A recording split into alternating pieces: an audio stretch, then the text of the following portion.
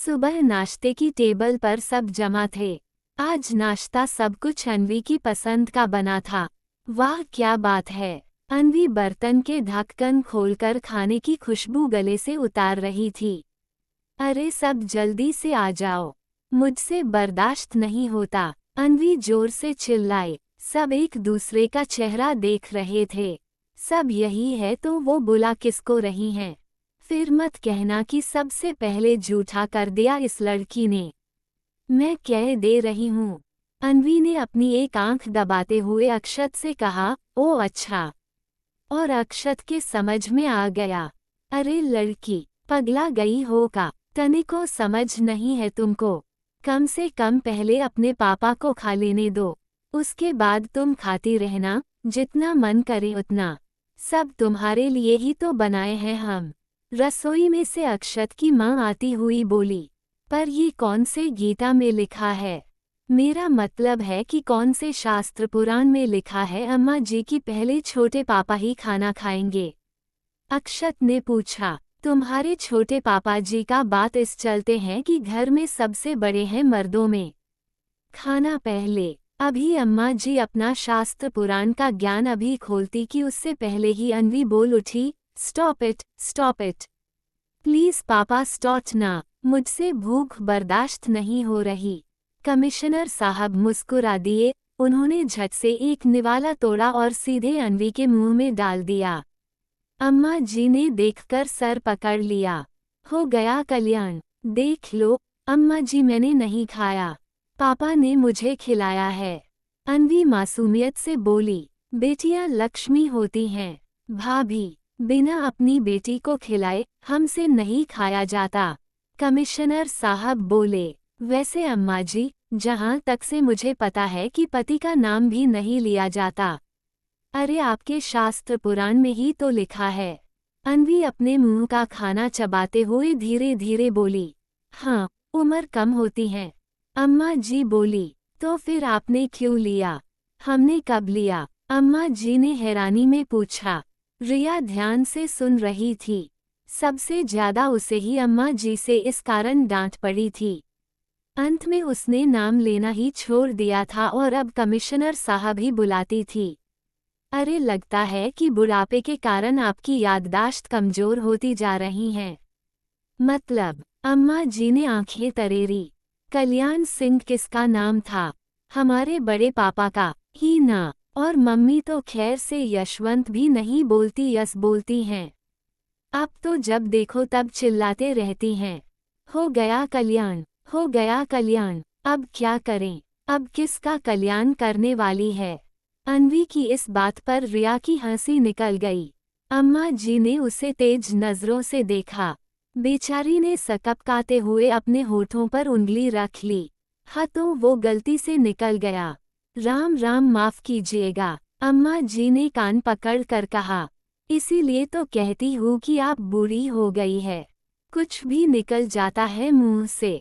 देख अन्वी, अब की बार अगर तूने मुझे बुढ़िया कहा ना तो बुढ़िया होगी तेरी माँ। अम्मा जी छिड़ते हुए बोली। मेरी मॉम? किस एंगल से, किस अंगुल से आपको मेरी मॉम बुढ़िया लगती है? सारे बाल काले हैं और आपके सफ़ेद हो रहे हैं। अन्वी अगला कौर खाती हुई बोली, जो कि अक्षत ने अपने हाथ से उसको खिलाया था। उसने अपने बाल काले किए हैं। मेरा मतलब है कि रंगे है, इसलिए तो कहती हूँ कि यू सूट डाई। अन्वी मुंह बनाती हुई बोली। अन्वी की इस दो अर्थी बात पर सब जोर से हंस पड़े। अम्मा जी तो पहले ही अन्वी पर चिड़ी हुई बैठी थी। उन्होंने एक जोरदार मुक्का पास बैठे हुए अक्षत के पीठ पर लगाया। अरे अम्मा, हमारी जान काहे ले रही हो? हमने क्या किया है? अचानक हुए इस हमले से वह सकपका गया। सब समझती हूँ, का बोली छोटी अंग्रेजी में, जो तुम सब हंस पड़े। का बोली यही कि तुमको भी अपने बाल रंगने चाहिए। अक्षत बोला। झूठ मत बोलो, तुम नालायक। वो तुम्हारी माँ को मरने के लिए बोल रही है और तुम हंस रहे हो। इतनी अंग्रेजी हमको हमारी पंछी बिटिया पढ़ा कर गई है। अम्मा जी अपने आंखों के कोर अपने आंचल से साफ करती हुई बोली। पंछी बिटिया, ये कैसे हुआ अम्मा जी? कब हुआ? अन्वी बिल्कुल देहाती टोन में नौटंकी करती हुई बोली। वही तो, पंछी तो आपको सुहाती भी नहीं थी। अक्षय भी साथ था। अच्छा हुआ जो वो उड़ गई। अक्षत अम्मा जी को तपाते हुए बोला। चुप करो, बहन थी तुम्हारी। सबकी जान बचाने के लिए उसने अपनी जान दे दी। अम्मा जी अब रो पड़ी। ऐसा थोड़े ही ना था कि उसमें हमारा प्राण नहीं बसता था। दोनों बाप बेटी तो हमारा प्राण निकाल कर लेकर चले गए। बस वो तनी मनी उसको डांट देते थे। काहे कि सोचते थे कि पराए घर जाना है। उस लड़की को कैसा घर परिवार मिलेगा, हमको क्या पता था कि वो दुनिया ही छोड़कर चली जाएगी। पता रहता तो अपनी बिटिया को एक क्षण के लिए भी अपनी आंखों से दूर न होने देते। बीती बात निकालकर क्यों दिन खराब करती हो भाभी? इतने मन से खाना बनाया है तो खाने भी दो। कमिश्नर साहब बोले। गलती हो गई बबुआ, तुम लोग खाओ। क्या है ना कि हमको। मुझे देखकर आपको पंछी की याद आ जाती है। अन्वी ने बात पूरी की। हाँ, अन्वी मुस्कुराई। ये दोनों बहनें थी भाभी जी। कुछ चीजें तो कॉमन होंगी ही। मैंने आपसे पहले भी कहा था। रिया धीरे से बोली। आप जितना चाहे मुझसे लड़ सकते हैं, बोल सकती हैं। उका है ना अम्मा जी कि आपके पंछी बिटिया की तरह हमको भी आपका चुपचाप चेहरा अच्छा नहीं लगता है। अन्वी मुस्कुराते हुए बोली और अम्मा जी के गले में अपनी बाहें डाल दी। सब खाने पर चुपचाप थे। तभी अर्नव का हॉस्पिटल से फोन आया। कुछ इमरजेंसी थी। वो उठने लगा। अन्वी ने उसका हाथ पकड़ लिया। नाश्ता फिनिश करो। मैं नहीं चाहती कि मेरी अम्मा जी की मेहनत बर्बाद हो। मैं लेट हो जाऊंगा। जल्दी कर लो, मेरा हो गया है। मैं तुम्हें बाइक से छोड़ दूंगी। समय से पहले ही पहुंच जाओगे। अन्वी बोली। खा लो, खा लो। ये तो हम सबको पता है कि ये तुमको समय से पहले ही पहुंचा देगी डॉक्टर बाबू। पर वो क्या है ना कि ये हमको नहीं पता कि तुम पहुंचोगे कहाँ। अक्षत आराम से बोला। मतलब यही कि इमरजेंसी बेड पर पेशेंट देखने के लिए कि खुद इमरजेंसी टेबल पर होगे। अक्षय ने बात पूरी की। अन्वी ने गुस्से से दोनों को घूरा और बाइक की चाबी उठा ली। चलो भाई, 2 बेड तैयार रखना। बिल्कुल बाबू। अर्नव ने अक्षय और अक्षत के कंधे थपथपाए। टेक केयर पापा, मैं आपको सीधे ऑफिस में ही मिलूंगी। मुझे आज ही चार्ज चाहिए। निकलते हुए अलवी ने कमिश्नर साहब से कहा। ओके, कमिश्नर साहब बोले। दोनों के बाहर निकलते ही अक्षय ने अक्षत से पूछा, ये क्या था? ट्रेलर। जवाब कमिश्नर साहब की ओर से आया। हम भी जा रहे हैं ऑफिस। देखते हैं कब तक आना फिर होता है। अक्षय और अक्षत निकलने को हुए। तुमसे आने को किसने पूछा? अम्मा जी बोली। दोनों एक दूसरे का मुंह देखने लगे। क्या करती हो अम्मा जी, ऐसे बोलती हो जैसे कि हमारी कोई परवाह ही नहीं। अक्षत ने मुंह बनाते हुए कहा। शाम को जल्दी आ जाना, वरना। कमिश्नर साहब बोले। पता है, हिटलर इस बैक। अपनी अपनी गाड़ी की चाबी उठाकर दोनों बाहर भागे। हॉस्पिटल के बेड पर बैठे हुए साहिल का हैरानी और गुस्से में बुरा हाल था। जो कुछ बच्चा सिंह ने उससे कहा था और फिर जो कुछ भी उसको पता था, क्या सही था? सागर सिंह का रास्ता दोनों तरफ से रुद्र और साहिल ने ब्लॉक कर दिया गया। सागर सिंह का चेहरा जैसे ही बुलेट की मिरर में पीछे से साहिल ने देखा, बिल्कुल हैरान रह गया। दोनों का चेहरा लगभग एक जैसा ही होगा। सागर सिंह के हाथ एक्सीलेटर पर कस गए और पैर गियर पर। आगे रुद्र था। सागर बिल्कुल उसके पास गाड़ी तेजी से ले गया और इसके पहले कि रुद्र फायरिंग कर पाता, गोल घूमकर रुद्र को एक हल्का सा धक्का दिया। फिर तेजी से साहिल के पास पहुंचकर बोला, सुनो, ये टीपू की अमानत है और मेरे पास बिल्कुल सुरक्षित है। इसकी चिंता मत करो। चिंता टीपू की करो। उसे गोली लगी है। टीपू का ध्यान रखना, उसे चोट आई है। अब तक तो टीपू ने तुम्हें हर धूप से बचाया है। अब तुम्हारी बारी है। क्या सोच रहे हो दीपू? एम्बुलेंस बुलाओ, जल्दी। साहिल कुछ समझता या बोलता उसके पहले ही सागर सिंह उसकी आंखों से ओझल हो गया था। उसे बार बार सागर की आखिरी बात याद आ रही थी, जो कि उसने सम्राट से कही थी, जिस दिन सारी सच्चाई जान लेना, मेरे पास आ जाना, मैं तुम्हें तुम्हारी अमानत लौटा दूंगा। इसका क्या मतलब हो सकता है? कौन सी सच्चाई जानने के बारे में ये कह रहा था? अमानत। और इसने क्यों सम्राट भाई को टीपू को बुलाया और मुझे दीपू? सम्राट भाई ने उसे मामा क्यों कहा? क्यों मुझे वह बिल्कुल जाना पहचाना सा लगा? कुछ तो है इसके बीच में, जो कि मुझे नहीं पता और शायद सम्राट भाई को पता हो या फिर पता करने की कोशिश कर रहे हो। उसने एक नज़र अपने बेड पर से उठकर सम्राट की कमरे में डाली। भगवान का शुक्र था कि एक भी गोली लगी नहीं थी। 2 गोलियां छूकर निकल गई थी। समय रहते सागर सिंह ने बचा सिंह को मार दिया था और सम्राट को भी अलर्ट कर दिया था, वरना सोचते हुए ही साहिल को चक्कर आने लगा। कुल 12 से 15 टांके से पड़े थे। काफी ज्यादा ब्लीडिंग हुई थी। डॉक्टर ने स्टिच बैंडेज करके उसको ड्रिप लगा दी थी। बाकी लोगों को हल्की फुल्की मामूली चोटें आई थी, जिनमें से कुछ अनाथ आश्रम के कर्मचारी थे। बाकी बच्चा सिंह और उसके आदमी मारे जा चुके थे। सम्राट की हालत अभी स्थिर थी। डॉक्टर ने खतरे से बाहर बताया था। साहिल चुपचाप उसके पास बैठा देख रहा था। कुछ बताते क्यों नहीं हो भाई? कितना कुछ जमा कर रखा है अपने अंदर। अभी तक हम पंछी भाभी किन पहेली को ही नहीं सुलझा सकें। तब तक ही ये छोटी पंछी। कैसा एहसास था जब मैंने उसे अपने सीने से लगाया? ऐसा लगा जैसे तू मुझको गले से लगा रहा है। उठ जा ना भाई, क्या मैं जो सोच रहा हूँ वो सच है? तेरे बिना तो मेरा कोई भी नहीं। बचपन से लेकर आज तक किसी ने मुझे अपनाया नहीं।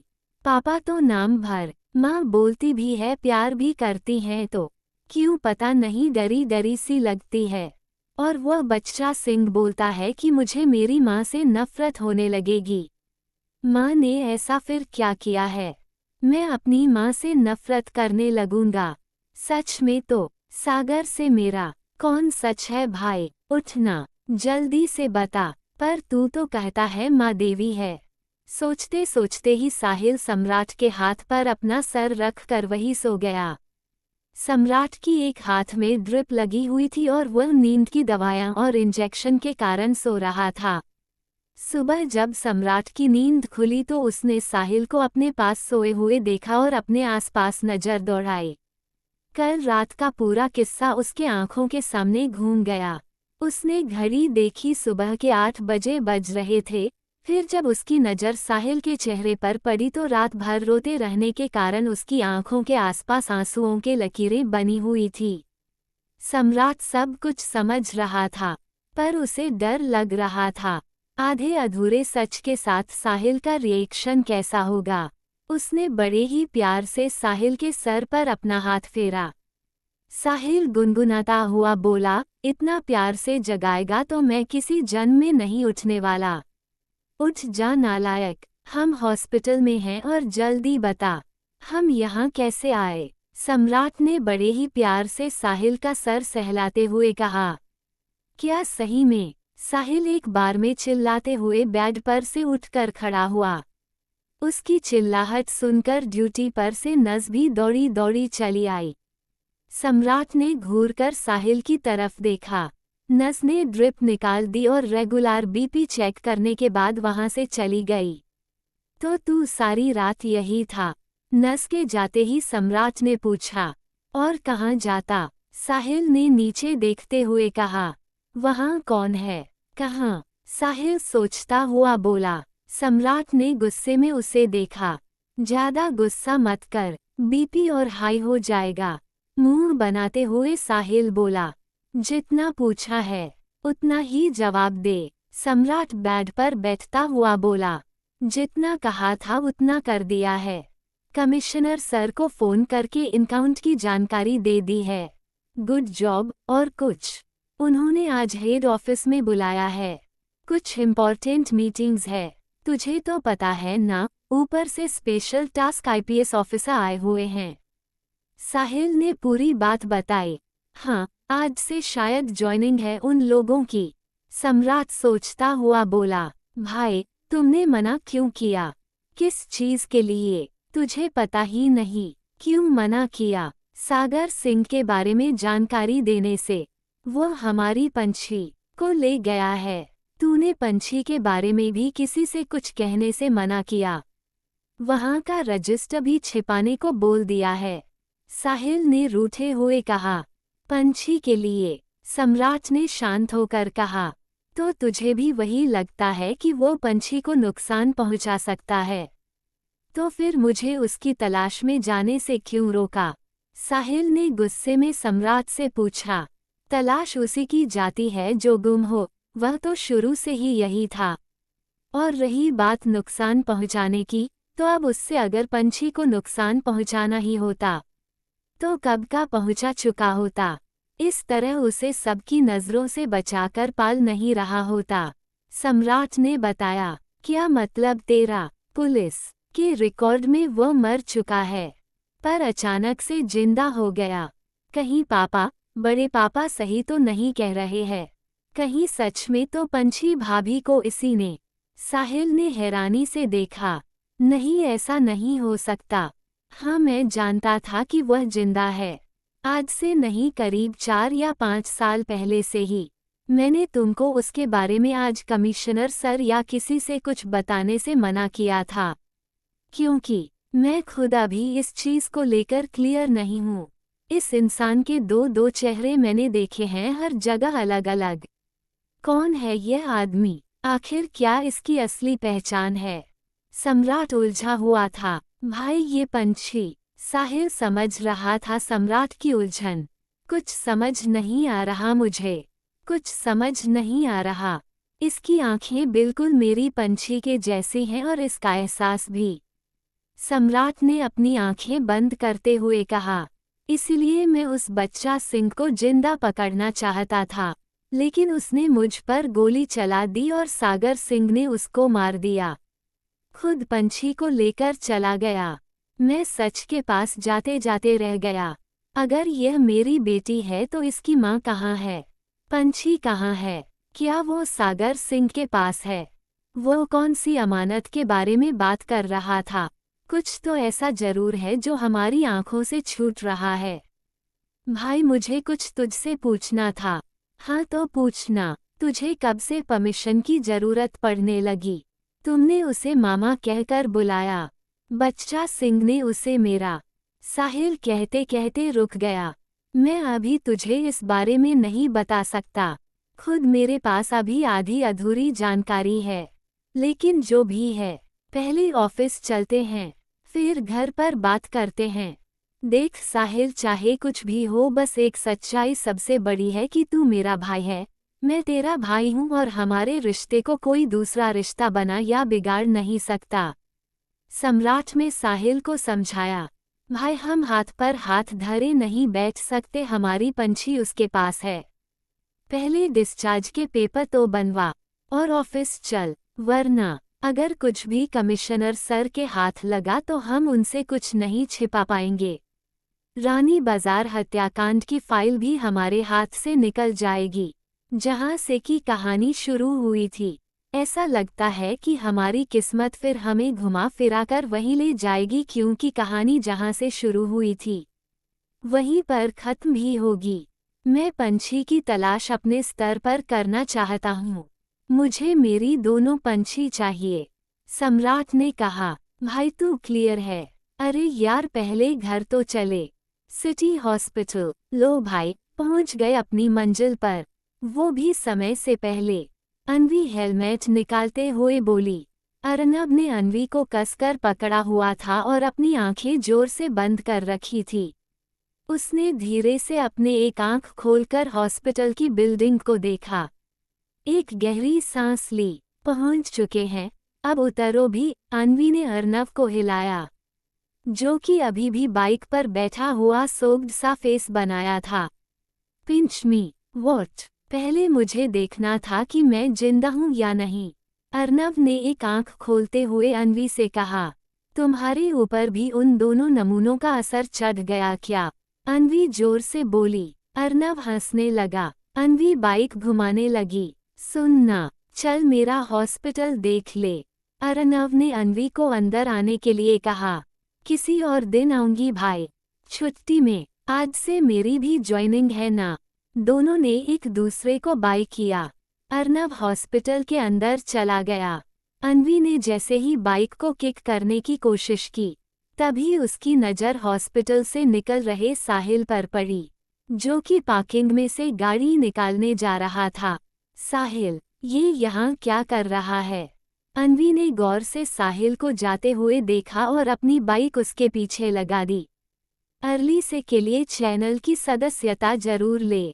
वीडियो को लाइक और चैनल को सब्सक्राइब करना मत भूलिएगा। मिलते हैं अगले भाग के साथ, तब तक के लिए कमेंट दिल खोलकर कीजिए। हर हर महादेव।